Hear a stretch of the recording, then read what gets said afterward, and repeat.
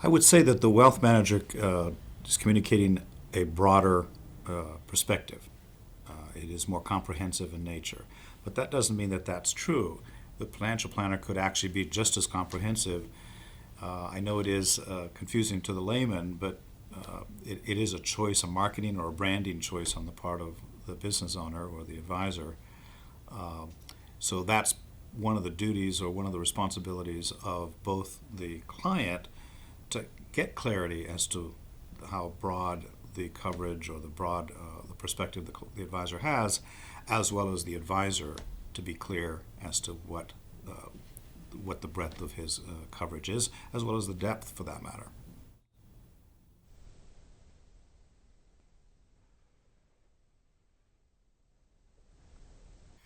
There could not. It's possible that there isn't any. Again, that's the responsibility of the communication between, the client and the advisor is to be clear about what it is that the client wants.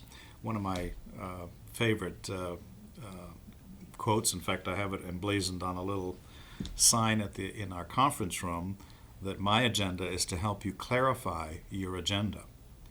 So most of our work is to be clear about what it is that needs to be accomplished, so that we can proceed with confidence.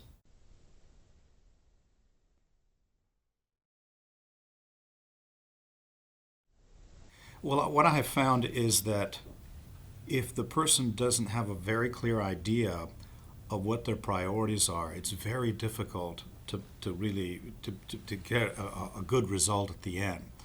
That is to say that if you're not clear, when I say you, I'm talking about both husband and wife or the couple, that both of you need to be aligned as to what your priorities are. And then, of course, take those and convert them into goals, and then be clear about the terms and criteria that you have. So you really have to care about the whole topic. There are times when just to give a simple example, that one side of the couple is interested in money and the other one isn't. So I care enough to be honest to say, if both of you aren't aligned and care about this, it's very difficult to make progress. So I'm trying to be kind and say that I can't do miracles. We both have to care about it, and you have to care about it more than I do. You find as you develop in doing this in this profession, as you develop, you find that your competency really needs to be in the background. You have to be so competent that you are in tune with where the person is emotionally and where they are financially, and really bedside manner becomes more important than the competency. But you really can't do that unless you're very competent in what you do.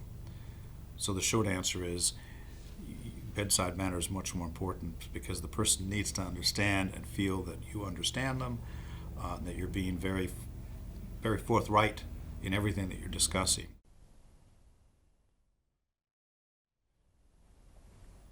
I found that if you care, your whole world expands. You get more competent because you care. You go find the answers. Growth is continuous as a result of caring. So it's interesting that it is a win-win in the sense that I become better at what I am the more I care about people. I imagine doctors get better at what they do because they care.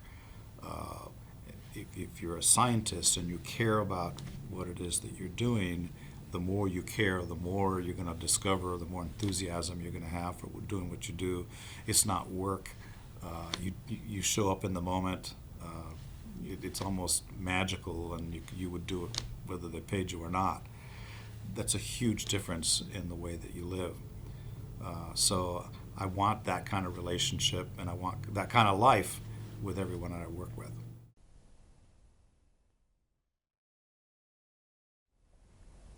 That caring really needs to show up every time the client calls in or asks for any help. It can't be superficial. It has to trickle down, if you will, to everyone there. And it's really a reflection of our philosophy, that if you're not happy and caring about what you're doing, you really ought to be doing something else.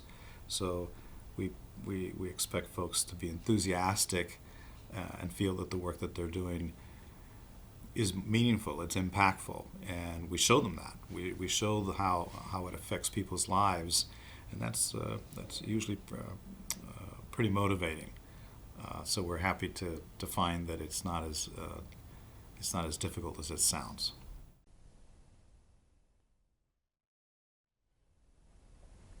It's less about products. It's more about being certain of your agenda, being certain of where you're going, being certain of the direction, being certain of the priorities. And it's a very personal thing.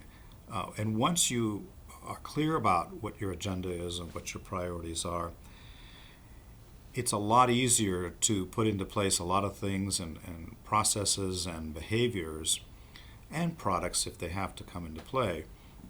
But it's knowing that everything that you're doing is aligned with what's important to you. And when everything lines up that way, it is amazing how much momentum there is and how much traction you end up getting and being able to move forward.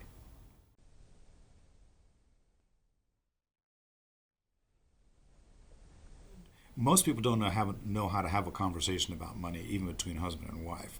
So what we begin our conversation by simply getting the independent picture of each person expressing what it is that's important about money to them. And when they literally hear what is important to the other person, sometimes it's the first time they've actually ever heard it. Sometimes it's the first time that each individual has actually even verbalized that to themselves, much less to their spouse.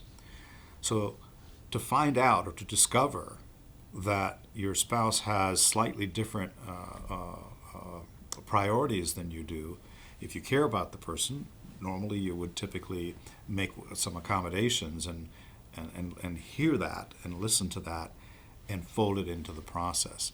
And usually that's actually a motivating and energizing part of the discovery process, is that each finds out that, oh my gosh, it's as simple as that, or it's as clear as that, and you enthusiastically embrace each other and say, we can do this together. I didn't realize it was as straightforward as it was explained or expressed.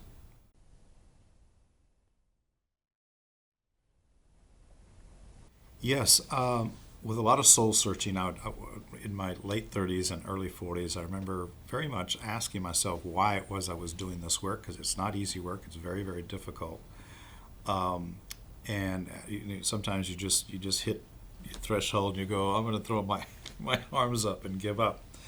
And I found out, really, I'm confessing, that it was my father that worked so incredibly hard, and there was no joy in Mudville, meaning that no matter how successful he was always worried about money. He always felt it was that making decisions and behaviors with money were out of his control.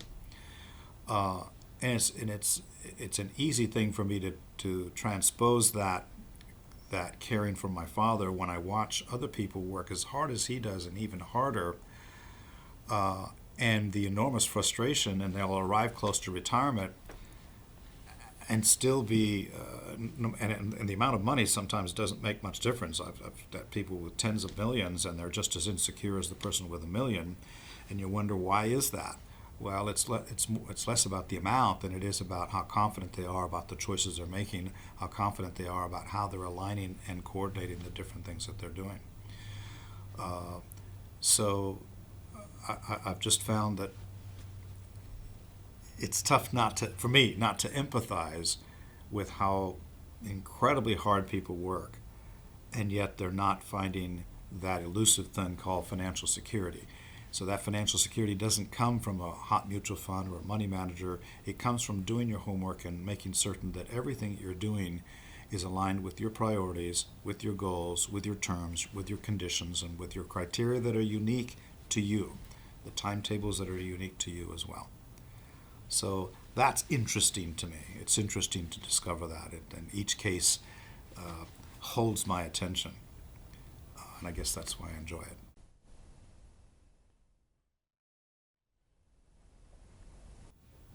Integrity is everything. Whether you're a doctor or a teacher. It's interesting that if you're a child, even in kindergarten or first grade, you intuitively know what teacher cares and what teacher is just there to fill the day, and it shows up in everything that you do. So that kind of that's the basis for everything, whether it's a politician or your next door neighbor. If the person wants to connect and gets a good sense of what it is that's important to you, you start building the foundation of integrity.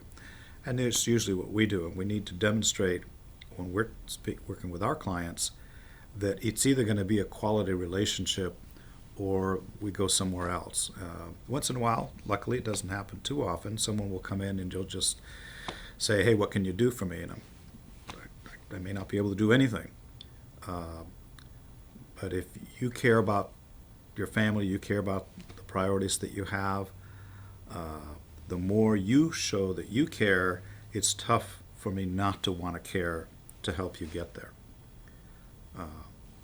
So it actually becomes fun, and I think that we're here to establish relationships. I think we're here for each other. And if you're not here for each other, go do something else. Do something that you do care about.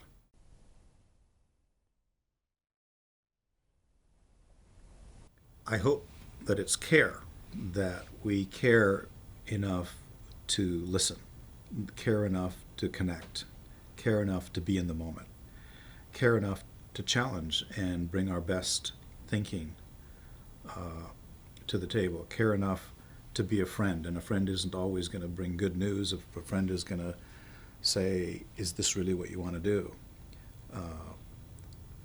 A friend is going to say, give you reflect back what the picture that he or she is receiving. So it's that honesty that comes with that caring would be the second thing. And it takes courage to be honest. So the third thing would be courage. And it all emanates from that is competency.